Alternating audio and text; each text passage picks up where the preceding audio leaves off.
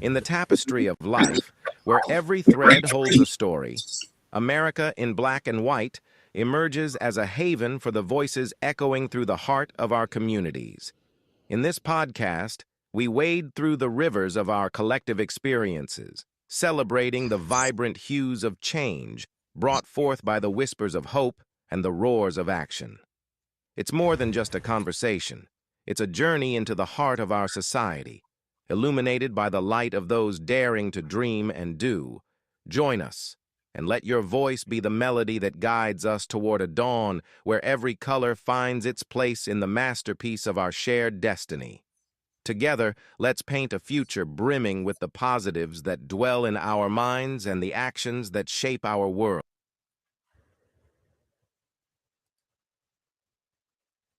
Good evening, ladies and gentlemen, and welcome to another episode of America in Black and White.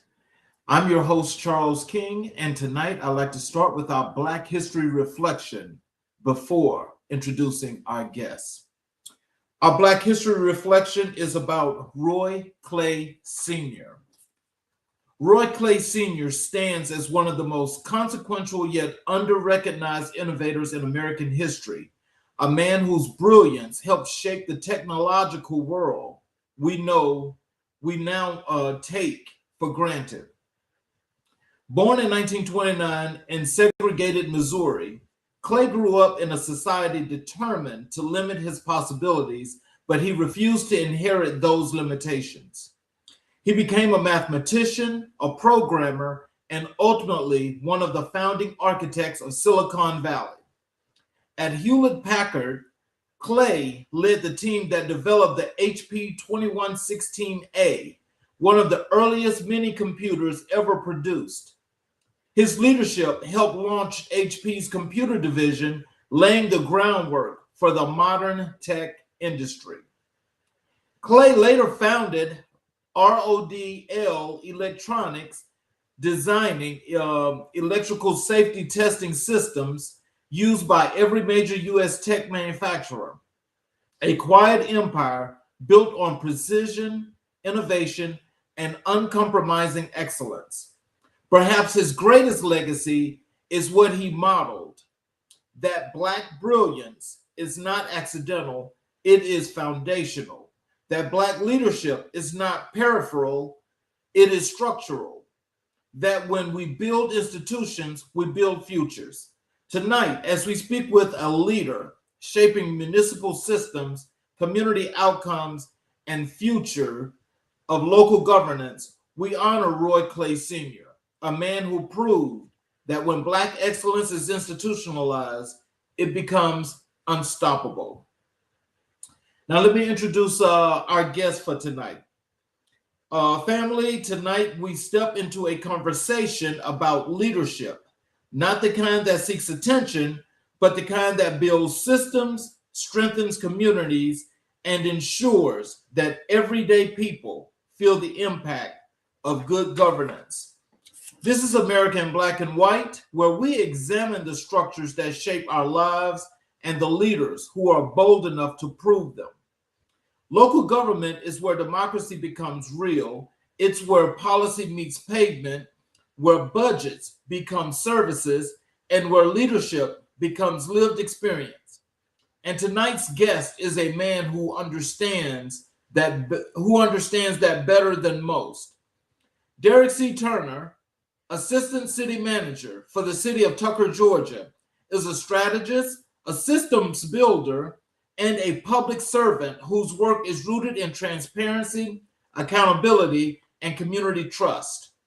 From Fulton County to Lawrenceville to Franklin County, he has built a career defined by operational excellence and measurable results. He has secured distinguished budget awards, led process improvements, advised municipalities, and helped align government operations with the needs and values of the people they serve. Tonight, we explore his journey, his philosophy, and the work required to build communities that thrive not by accident, but by design. Welcome to episode 54. Welcome to the conversation. and welcome Derrick C. Turner to the show. Hello, sir. Good evening. How are you? I am just excellent. Thanks for asking. How about yourself? Oh, there's no complaints from me. I'm doing very well. Glad to see you again. Sir, welcome back. Is Absolutely. there anything you'd like to say to the audience before we get into the show? Yeah, just glad to be back. I mean, a wonderful podcast to be a part of and be associated to, and I really hope that through conversations like these, we're really able to produce leaders. We're really able to just promote local governance. It's such an important thing that people are a little bit afraid of nowadays with the political climate. But something that I think is just super important because it's where it is where rubber meets the road. It's where everything starts and ends. It's your school boards, it's your local government. They're the ones that really control a lot of these things. And if you disregard those, then you never know who's going to step into those. So I think for everyone out in the audience, why not you? There you go. I definitely appreciate that. And as I get into the show, what I like to do is I want to start with, having people to get the opportunity to get to learn a little bit more about who Derrick was before you became the person that you are now. Yeah. So, can you tell us who was Derrick before the titles, the leadership roles, and the public recognition? I was just a shy little boy from West Tennessee, from Martin, Tennessee, that grew up in an agricultural community. When I left being in West Tennessee, going to college in Tennessee State, I think that's really where I was able to blossom. Shout out to all the HBCUs out there. And I think that was just an opportunity for me to really step into my first roles in leadership, being at Tennessee State, being student manager for the cafeteria. It was one of those opportunities that led me down the path to my career and has really shaped a lot of who I am now. But I'm always still that country boy at heart.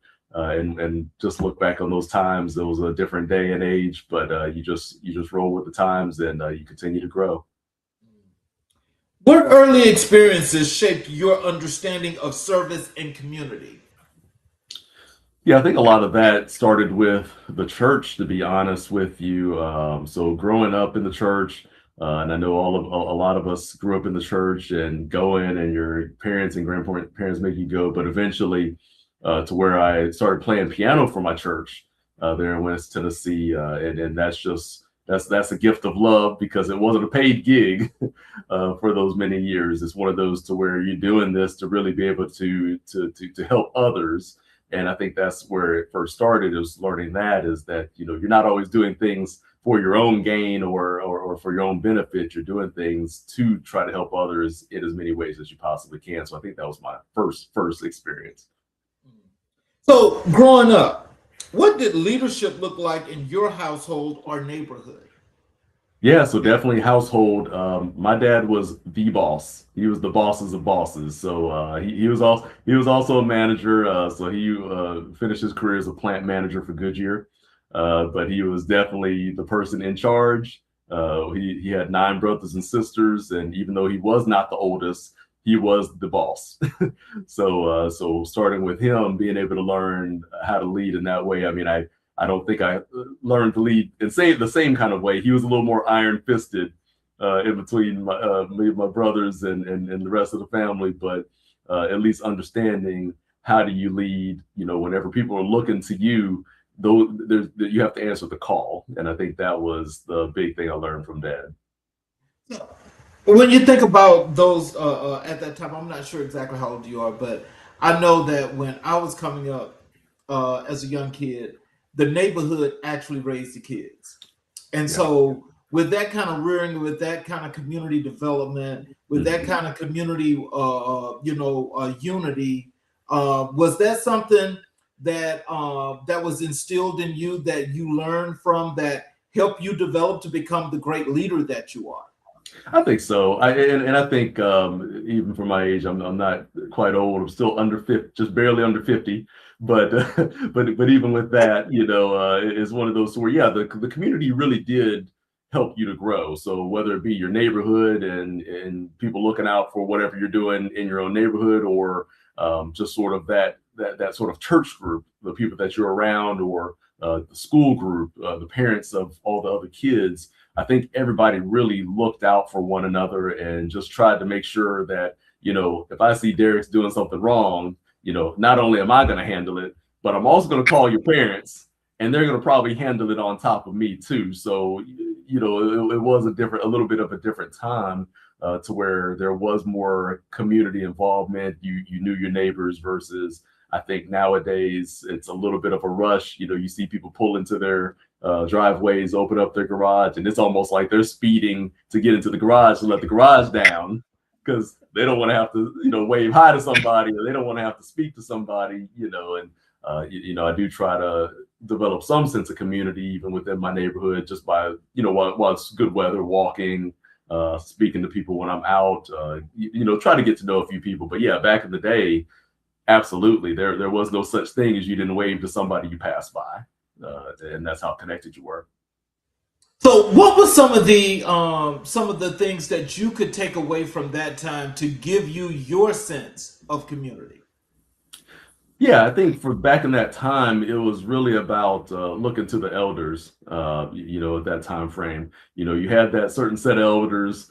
They were the people that were going to speak. My job was not to speak, and being and being in that type of community and you growing up, I think that's an important asset to learn. Is sometimes we are a little bit too quick to speak and we don't want to listen, but when you're in that type of community and you are pulling back and you're just listening, you're going to learn so much just from sitting listening to somebody else, because at that point you're talking about elders that are 60, 70, 80 that are speaking on their experience, and being in your tens, teens and whatnot.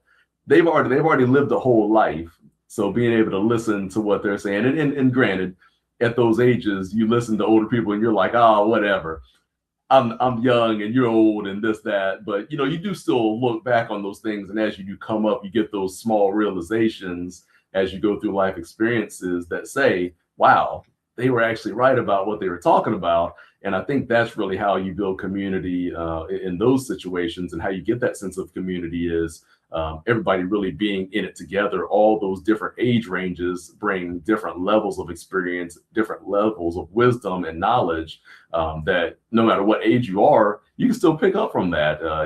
Older people today can pick up from the knowledge of how do I use electronics, different types of electronics, and younger people can pick up on the knowledge of what was it like back in the day. And even being in those mid ranges, you're still getting the best of both of those worlds. So you're still experiencing some of the younger things, but you are beginning to be in that aging community to where, you need to know what to expect. So you can still look to those elders. And that's how you build that community, is you have all age ranges that are all together, that are interacting. And I think for me, that was a big sense of community, is being able to be around all the different age ranges, and just getting a chance to learn and discuss. When did you first realize you were drawn to public service? I think for me, really, I think it was probably midway through my working career. So getting to the mid 2010s, was when I realized that I really wanted to be in that. With my mom being a school teacher, she, for her career for 27 years, of course, she was in public service, and I really wanted to venture into that and just try to see if that was something that posed a little bit more interest to me, and being able to serve. And you want to be able to go home at the end of the day and really feel like you've contributed and that you've done everything you can for your relative community, whether it be the community you work for, the community you live in. And I know that everybody does still get some level of reward from whatever type of work they may do. But I wanted a little bit more, and something a little bit more personal, that I could, physically reach out and touch someone, and you see immediately how you've helped somebody when you're in public service. Who were the mentors who helped shape your path? Yeah, I think there's a few of them out there. I think especially as I came up in the private sector, I had a boss that really allowed me to grow. And I think the probably similarity between all those bosses I've had that have helped me to really grow into what I am is they're not micromanagers. They're people that see the potential in you, in me in this case, and they really allow me to use the skills that I have to be creative, They don't put limits on what I can do. You're not limited in those cases by title. I think a great mentor that I had being at the city of Lawrenceville, Keith Lee and Steve North, were great for me there, especially, and that really helped to launch me to where I'm at today. Is, I wasn't limited by title. I was able to really do a variety of different things within the organization that, probably anybody else, they wouldn't have necessarily let them do that volume of things because they're not in your job description, is what a lot of people will say. But if I had ideas, they were very willing to entertain those ideas and let me see them through, to bring them to city management and bring them to fruition. So, what values from your upbringing still guide your work today? Yeah, I think being honest, your integrity. I think the value of hard work. Both of my parents grew up on farms, so I think especially that, because you had to get up and earn what you ate back in that day. But I think those are just a few of the core values that I've carried with me always, because you want to be as honest, as caring as you can be, empathetic to your employees, because everybody's going through something. And you don't want to just simply judge things by the rules only. There's going to be scenarios where, if you know your people and you talk to your people, when somebody's kind of having an off day, to pull them to the side. And, I tell my staff even now, I can look at you and tell when you're having an off day. I don't even need to hear you talk. And I think those things are important to really be relatable and personable with your staff, just so that everybody can get along, number one, but we can get the best out of each other in the workplace. But I think those are some of the core values. So, as you mentioned that you went to an HBCU. Yeah. Tell us, what was your life experience like growing up on the campus at Tennessee State University? Yeah, well, I think the first thing for me was a little bit of culture shock, because growing up in West Tennessee, in rural West Tennessee, it definitely was not a lot of people that looked like me. So going from that to going to Tennessee State, being an HBCU, a culture shock, but it was a great thing though, because it was just a different viewpoint that I was able to get. And it was something that, just being in that type of environment, being on campus, even if I walk on campus today, even, getting to a certain amount of years later, I won't say how many years, but it gets to where, you think you just walk on campus and you could just feel the electricity always. So, it's one of those things that you feel whenever the campuses and everything were founded, you can understand why there was that need for an HBCU at that time and why there's still a need for HBCUs today. So, how did your time at Tennessee State influence your worldview? Yeah, I think it gave me a really well-rounded view. Again, being from rural West Tennessee was one perspective, and then coming to Tennessee State was a totally different perspective. And I think as I, matriculated through school and graduated, then it just gave me this viewpoint of there's so many differences in our world. I think it made me more accepting and able to really move through our world much easier, just because I had those two vastly different perspectives. But I think both aspects were very good for me. I couldn't complain about either one of them in any way. But just one of those to where when I left TSU, that it just gave me that sense of pride of knowing, you have a home to come back to, was a big thing. But also too, just knowing what TSU can do for everybody and what it has done for a lot of people in the past. I was fortunate to have an aunt and an uncle that actually attended and graduated from TSU, as well. So, it wasn't something that was foreign to me. And even for where I grew up, TSU came to play against my hometown college every year. So it was something that I had a relationship with for many, many years before even attending. TSU was kind of the place I knew I wanted to go, just from being around those type of interactions, even those one times a year, seeing them come play, the band, everything like that. That TSU was the only school I even applied to. Oh, wow. What personal challenges strengthen your resilience? I think really being able to understand how I need to be a person that really dictates my own life. I think those challenges of growing up in the rural area, it is very challenging sometimes in some areas, and there's things that are still out there, even growing up at that time that you don't want to have to deal with.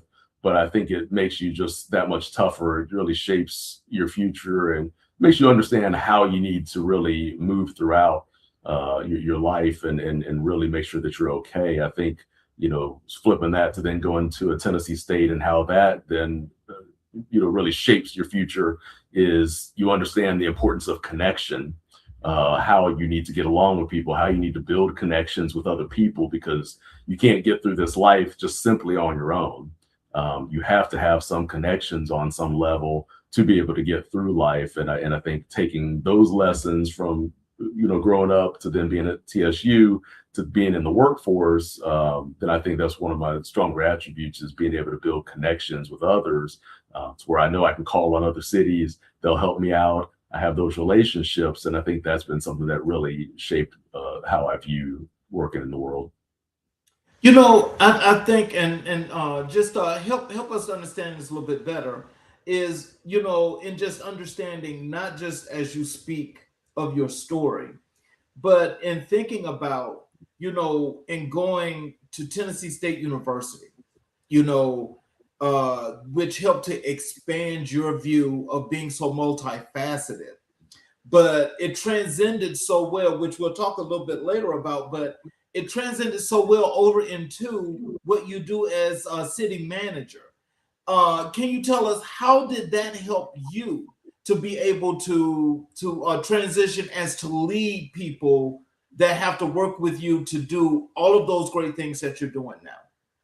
Yeah, I think for being at Tennessee State, then again, just the opportunities that were presented for me within my time at TSU. Like I said, starting with being the student manager within the cafeteria. Even though it's not the most glamorous job in the world, it's one of those to where you're dealing with all the students, and just that variety of people. So you have your seniors, you have your juniors, your sophomores, your freshmen. So you're dealing with just all the levels within the school of everybody that's attending, that's on a meal plan, or just simply coming to eat. And I think when you take some of those type of experiences, it really just helps you build those levels of how you're able to interact with different mindsets. It might not be necessarily all different types of people, but it's going to be different mindsets, because when you're a freshman and you're 18, you're there to conquer the world. You don't know any better. Nobody's told you yet that you can't do all these things, so you still believe you can still be Superman or Superwoman, versus that senior that has realized, I need to narrow my focus. I need to think about what I want to do next year, because I'm going to be out of school. I'm going to be working. And I think additionally, with being at Tennessee State, and that I was fortunate to be one of the founding members of our chapter of Iota Phi Theta Fraternity Incorporated, which then added another layer of being able to deal with people. So not only being in the cafeteria and managing that, to be able to deal with the different school levels. Now I'm dealing with different Greek organizations and having to manage through those situations. And I think it was just a great growing opportunity while I was there to be able to have those two different type of scenarios, to where I now interact with just practically everybody on campus, whether it be in the cafeteria dealing with students primarily, or dealing with an organization, dealing with other Greeks, and dealing with school leadership in that case. So you have to really be able to navigate dealing with just a lot of different personalities, and that I think was a big key for me when I left Tennessee State, that I learned. So, what was the moment you knew government work was your calling? Yeah, I think really, even though I was at Fulton County prior, I think when I got to the city of Lawrenceville, I think when I saw the opportunities that were out there, and I felt really comfortable. So probably within my first year being there, so getting into 2017, 2018, then I really saw that I felt like I was good at it. And I felt like whenever I have sort of that opportunity to just use my brain and just use the skills I have, and I wasn't being micromanaged, and they gave me all these opportunities, I was like, wow, this is amazing. I can do great work. They don't even need to tell me what I need to do. I can go find things to do. I like, if you leave me for a day or so, I'll go find some things to do. And that type of opportunity just really told me that I have the skills to be able to do this at a high level. And that, whenever you don't need someone to direct your work every single day, or, you don't have a boss that's, have to come and tell you, well, hey, I need this and I need this. It's one of those, when you're driven in that way, that I felt like at that point I could be really successful in this. So, how did your MBA shape your approach to leadership and operations? Yeah, I think thinking about operations, it really gave a lot of information as far as sort of a Six Sigma approach to things, of how can you make things better.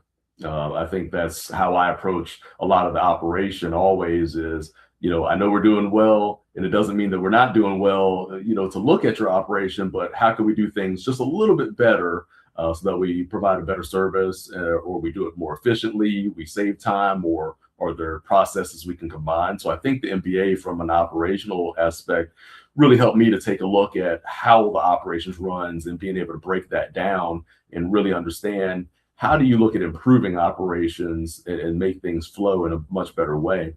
I think the MBA really helps you as far as leadership is concerned, because whenever you understand those management principles, those are the things that just really help you get an understanding and a grasp of how to lead people.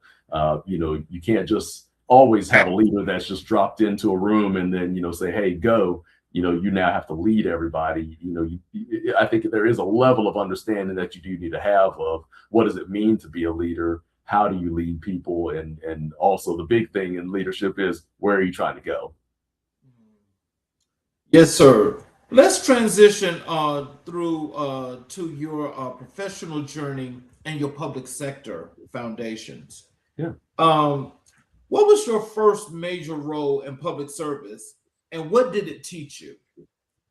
Yeah, my first role within public service majorly was with Fulton County government, and with being in large organizations, I think some of the things I learned, and no knock to Fulton County and some of the larger organizations, but what I learned is that I didn't want to necessarily work in a humongous organization. The downside that you can have to working in places like a Fulton that are 5,000 employees is, they really want you to focus on the job you do. I think for me that can be sometimes a little bit boring to be in one thing and not necessarily move about and do several different functions. But I think with being in large organizations, you're trying to keep the wheel spinning. So, you're a cog in that wheel, and they need you to really focus on being good at that thing you do. Was kind of my first major role being in that. But I think it was still a great experience and a great intro to being able to understand how government works and what comes with that. So, just as you went from Fulton County to where you are now, can you tell us, and tell maybe some of the future people that may come to work under you? Tell us, how did that work, and how are you going to be able to help people to transcend into these positions? Because I know that public service is one that's really demanding, but you have to be meticulous. Yeah, and I think with what I do currently, I do try to mentor a lot of people out in the field, whether they're in it and trying to progress, or when they're trying to break into it. So I do have quite a few friends that have moved throughout in different areas and various levels. And I think really with the understanding of getting in is, I tell people like this: get into public sector and really take the opportunity to just learn first. You might not walk into your ideal job necessarily upon entry, but there's always opportunity in public sector whenever you do get in and you get some experience, you build some connections, but really get in and start to understand what are the things that you do like, what are the things that you don't like about it, because you may be someone that wants to enter in procurement always. And you might get into procurement and you might not want to necessarily make that your career choice. But the great thing about being in public sector is even within your organization, there can be so many different opportunities that you need to understand what is it that I do like or don't like about my current field, and then getting an understanding of how I get to that place I do want to be. As you do climb the levels, because I do have 2 or 3 people that used to work for me that are city and county managers right now. And I think the big thing in kind of teaching them as a different aspect is how do you deal with pressure? How do you deal with pressure? How do you deal with people and elected officials, the pressure that brings to you? How do you stay calm and cool under that? Also understanding you don't have to have an answer immediately to every question. That is not your absolute responsibility. Your responsibility is to be able to understand how to get an answer to a question. So don't frustrate yourself with trying to come up with something just because somebody asked you a question. And so I think there's just so many aspects whenever you look at so many of these various roles that, when you're in, whether it be lower level staffer or whether you be at the top of the chart, is that you have to understand just some of these key aspects, learning how to deal with people, learning how to deal with pressure, learning how to meet deadlines is something else that's really important, because if you say you're going to do something and the citizens know this, they're expecting you to do it. So there's just those multitudes of things that when you walk in the door, you need to really take a second to think, is this for me? And can I do it? Because there is that public pressure. There are always open records, so people can request so many different things you've worked on. So just understanding, what to say, what not to say, when to say. And I think, I think some of those things, like I say, growing up with the elders and knowing that I did not have a speaking role whenever they were talking, is something that's important that does translate to now of, when do you need to be the person talking? When do you need to just sit there and listen and observe and take in whatever that information is? But I think it's a great opportunity out there for so many people out there to get into public service. And I'm always excited to help people get into public service or progress through the ranks of public service as much as I can. Let me ask you this, because I know that there may be, a lot of these younger, up and coming young people, men and women that want to get into public service, Yeah. and sometimes the mentality is a little bit different. How do you help them to tone whatever is happening that's not really professional, to really get into public service and to know what public service is? Yeah, I think a lot of that comes from, I think presentation standards of yourself are a little different now, sometimes with younger people than what it was when I was a little bit younger. Even the difference of nowadays for me versus back then is, you had to wear a tie for everything.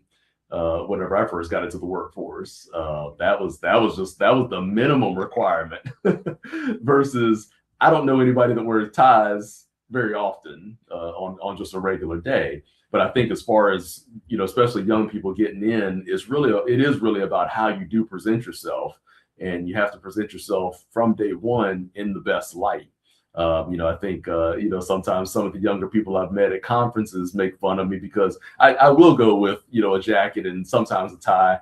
And, they're thinking, well, why are you wearing all this stuff to come to this random conference and sit through? And I was like, well, there might be somebody I meet for the first time today.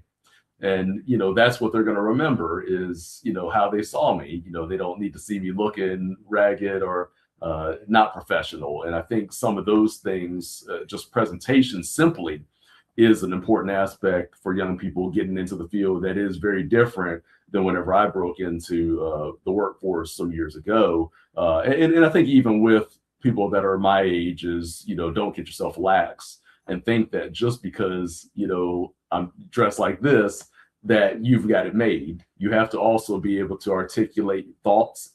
You have to be able to control anger and frustrations. Like I think people say, fix your face. So you have to be able to really work through those things and just really be stone faced and keep yourself calm, whatever that age, because that could be a challenge, I think, for everybody to really sit there and get some bad news or hear something bad, and they have a look, and those are things that people pick up on, whether it be your appearance or whether it be some of those nonverbal cues that I think everybody needs to really work on and think through to understand this is how somebody's viewing you. And if it's their first time viewing you, that's what they're taking away.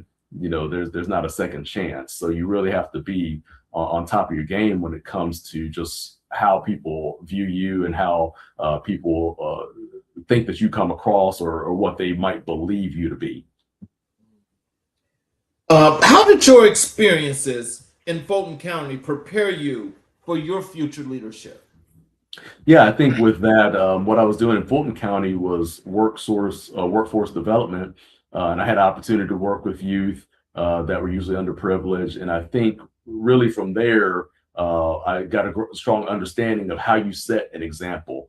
Again, being younger, my dad being in leadership and being around elders, they really understood how to set the example. So you saw, they showed you how they were going to do things. And I think really from that upbringing to them being at Fulton County, I understood with those youth that were in certain situations, I had to show them, that there's better out there, that they can do these things, that, yes, with a helping hand, you can get to a certain place. It doesn't mean that everything's going to be perfect, but you have to have a starting point. And when you show people what's possible, then they might not have thought about that. And I think with Fulton County, that was something great that I had the opportunity to be able to do, is to really show people what's possible in your life and how you can do some things. And, if you're able to go and, you go from dropping out of school to getting your GED, that puts you at a different level. Go from that GED to getting your associates. That's a different level of eye-opening. And then maybe they go on and get to their 4-year degree, so on and so forth.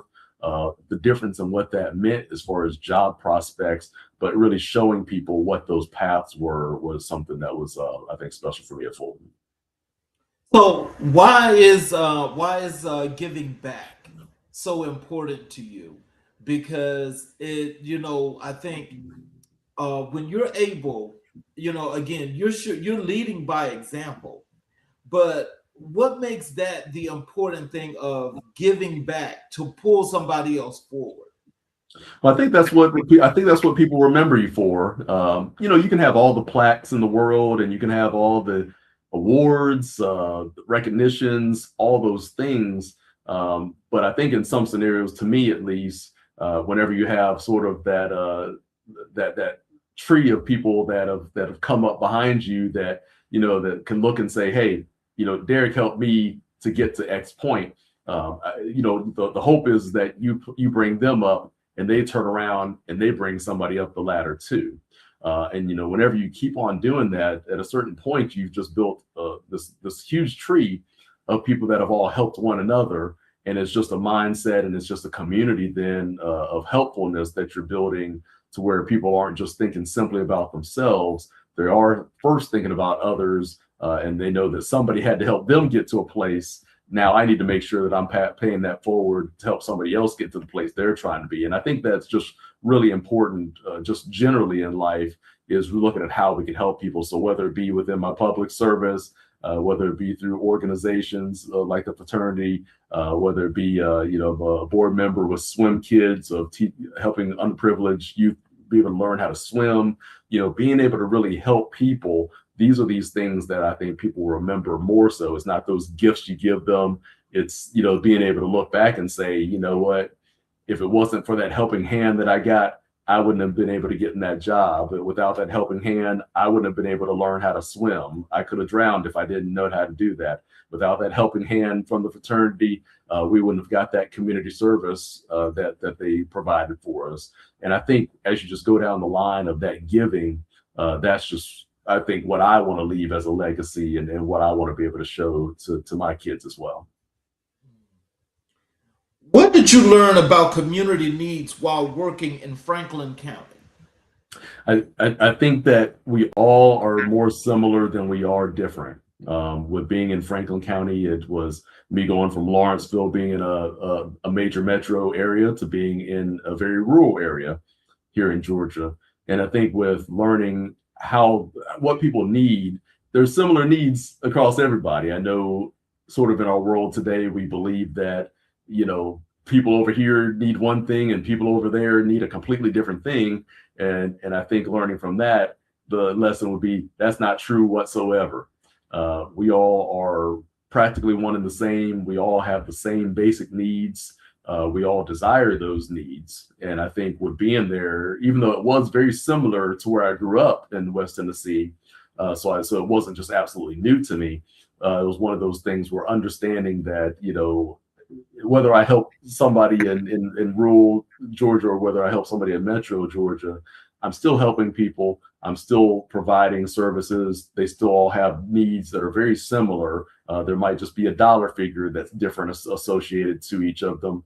But I think with being there, it was one of those to where you just understand that they want the best for themselves and their families as well, just like anybody else out in the world. There's no difference in that. That's what they want. They're still just trying to figure out how to get there. And whenever you're in charge or in some type of leadership within those type of communities, especially they're looking to you because you're the kind of the top executive within the county. And they really are going to look to you for that guidance of how can we get better? What are the things that we do need without losing our community character?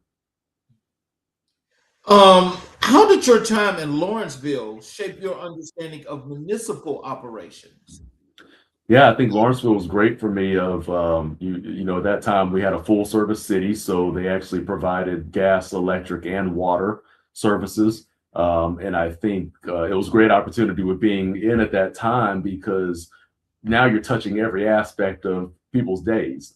So you go home, of course, you have to have gas, electric, water. You still have all your basic services that were provided. And I think whenever I was there, it was just an opportunity to really understand the ins and outs of all forms of the government. When you have that many different services, you have that vast variety of people. Lawrenceville is a very diverse community. So I think with that, it was the opportunity to really understand, how to interact with people, how a government can really benefit everyone, and how you can be a part of that solution. So, what leadership lessons did you carry from each city you served? I think the biggest thing that I've carried every single place is that it's all about the people. I think just a fun thing, even for my current role in being City of Tucker, the staff gave me an award of the People's Champion. So it's one of those to where when you think about the people first and how you can help the people first, no matter where you go, you're going to find the solutions. The solutions are out there already, but when you really put people first, when you look at focusing on how you can help them, that's just the key whenever you're going into any of these municipalities or whatever the area is, whether it be large, small, rural, metro. Think about people first. Think about how you can help them, and that's usually been the biggest takeaway for me every place. So, what does result-oriented leadership mean to you? I think it's kind of like something at a conference I was at. Local government gets things done, and I think for myself, it's important getting things done. You can talk all you want to talk about how you can do things or what you would do, but I think at the end of the day, people want to see results. So I think really having measurable results, whether it be a project, so whether it be a road project, a dam project, any other type of capital project, people want to know that the money that they're putting in your hands to get this project done, you are delivering. And I think getting those type of results or making sure that, if you come in with a philosophy of we want our operations to be more efficient, find the way to be more efficient and get that done and have a measurable result to show that, we sped up a process by 2 days.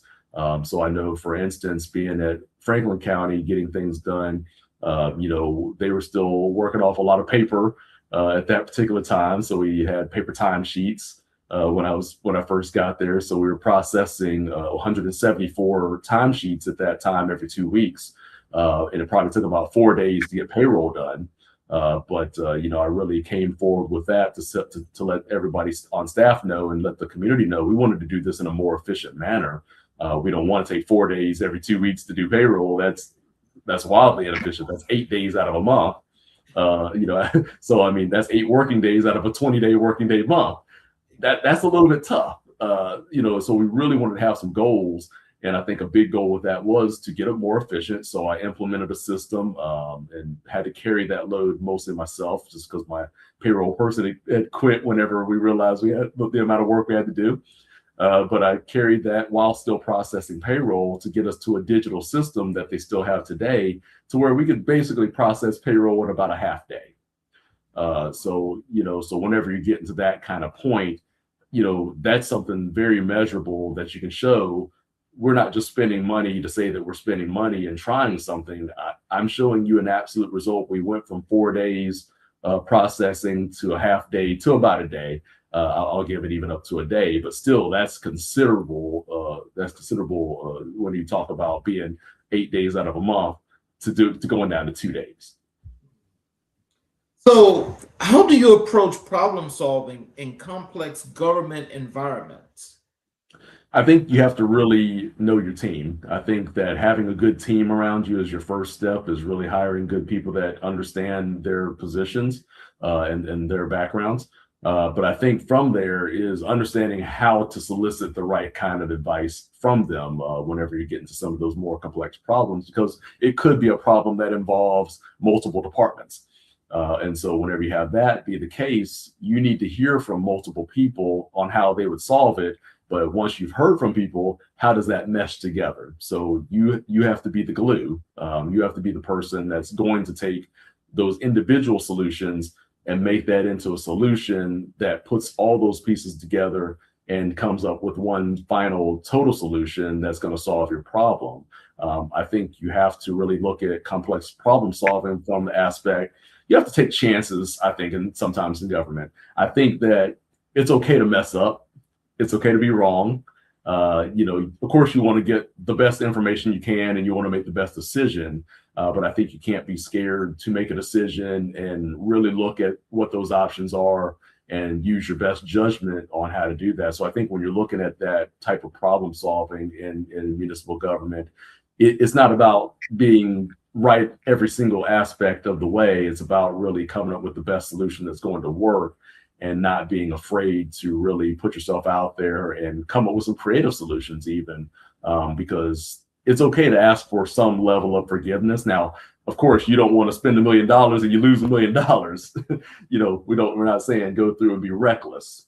But whenever you are looking at those solutions, finding things that can work and be the most benefit to the community, and just understanding that if you do mess up or you get things wrong, understanding that you take ownership of those and then you move forward.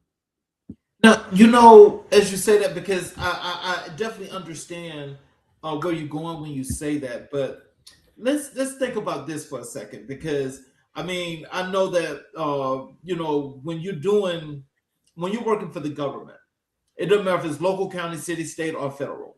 Mm-hmm. Is that there's just a lot of little tedious things that go by that you have to pay attention to. Yeah.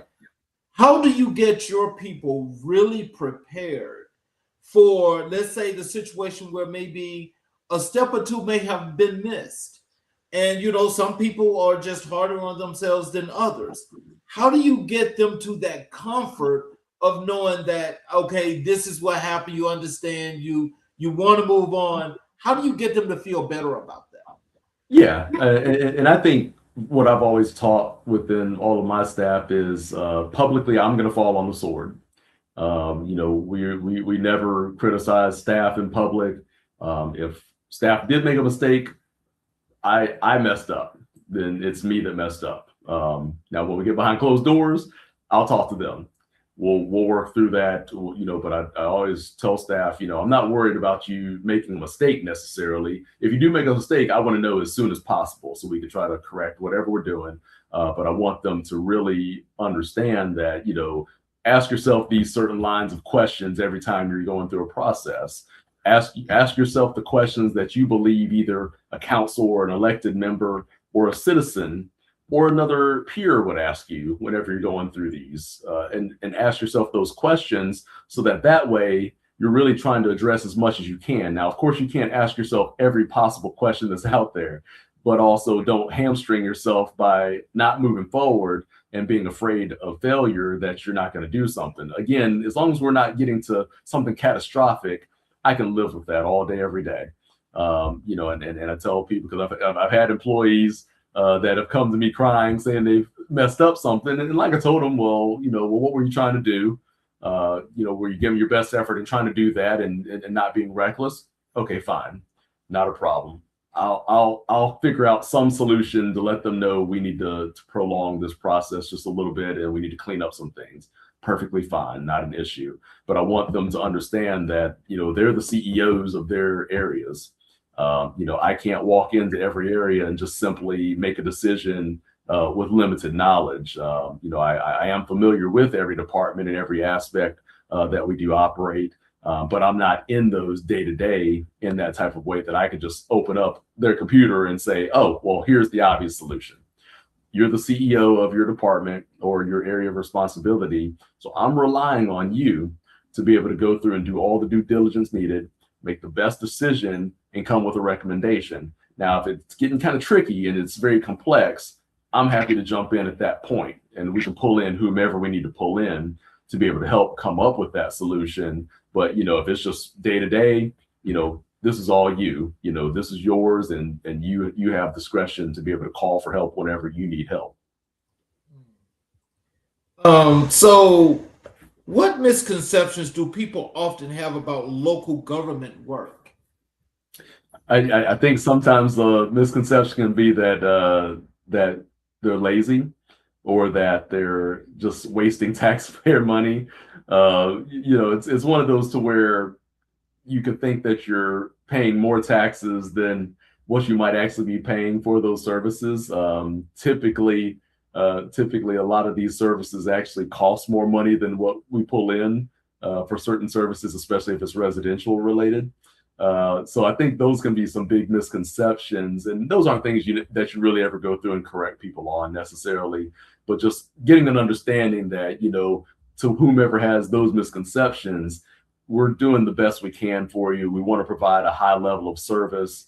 We don't want to just simply give you some mediocre level or low level of service just because you're paying low taxes. We still want to give you the same high level of service no matter what your tax figure is. And I think there can be sometimes misconceptions that government people don't care, but I would say people strongly do care about their jobs. They're very passionate about that. They want to own their jobs. They want to do the best they can for everybody out there within their roles to really get things done and make that impact. Everybody that's getting into government service, we have to remember, is getting into it because they want to help somebody. And, whenever at the end of the day, they're helping somebody, they feel good about their job and they want to do the best they can to deliver that product. So how do you balance policy, operations, and community expectations? Because in asking that question, I know that this is more so with dealing not just with the community, but with people sometimes personally, that come to your office. Yeah. How do you deal with those situations? How do you balance that? I think there has to be, I think you kind of start with expectations. I think that's really the reality setter. Because there could be a lot of different expectations, especially within local government. Because if I came from Washington D.C. and then I moved to rural Georgia, well, there's a difference in expectation of what I've seen as far as what the local government does for me. And I've had some of those to where even when I was at Franklin County, I had a gentleman that was coming from, I believe, Pittsburgh. So he went from Pittsburgh to coming to Franklin County to being in a small area. And it's just a different level of service that's going to be provided there. And I think when you're looking at the policies have to fit not only what the people do want, but what you're able to provide. And I think that does come a lot from the type of municipality you're in. Because if you're in those major metro areas, of course, you have the resources to be able to do a lot more things. It's very easy. But when you are in some of the more rural areas, You don't have those resources, so you can't just say that we're gonna, either turn around something in a day, because there might be one person that processes that also does 2 or 3 other functions. And I think it's really about setting those expectations when someone comes to your office or somebody calls you on the phone to say, I understand that you came from Miami, and I know that they did it a certain way, but we're not Miami, and we can't do it that way. But we do want to do the best we can for you. But it's just going to take us a little bit longer to do that. And I think as long as you're very upfront with setting expectations in all of those situations, I think that people usually do understand that they might not be happy. It might not be the answer they're looking for, but I think people can really appreciate when you are giving them an honest and straightforward answer about what realistically can happen. So, what role does humility play in public service? I think it plays a very hefty role. Arrogance doesn't get you anywhere. Wanting to be in the spotlight doesn't get you anywhere. My belief, and that's just my belief, is that it's best for us to work in quiet, boring government. It's not the sexy thing to be out there and be in the newspaper every day or be on TV every day, but at the end of the day, people want that result. So as long as we're operating, we're doing the things we're supposed to do. I don't need any fanfare for any of those things. It's just like even being in council meetings, I would tell my boss, I don't want any credit for anything. And I'm fine with that. You can give the credit to the staff. I'm accomplished. I'm okay. I want them to be able to elevate and be recognized more so than myself. But I think whenever you are a little bit arrogant, that's when people start putting a target on your back, because then now you believe you're bigger than the system, you're bigger than the things that we're trying to accomplish. And it can be very difficult when it's going to come a day where you do maybe make a mistake, or you say something wrong, or you mess up, and all of a sudden, all the people that were clapping for you when you were on the newspaper, when you were on TV, they're looking at you, with daggers, and they have been waiting for this moment. So Yes.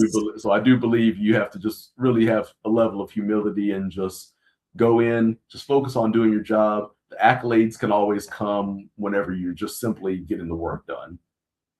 I think, again, this is what makes you such a distinguished leader, because I think when people are able to be humble, as it doesn't matter what it is that you're doing in life, it's from leadership to whatever you're doing, it's the humility that makes the difference, because that's what makes you the real person.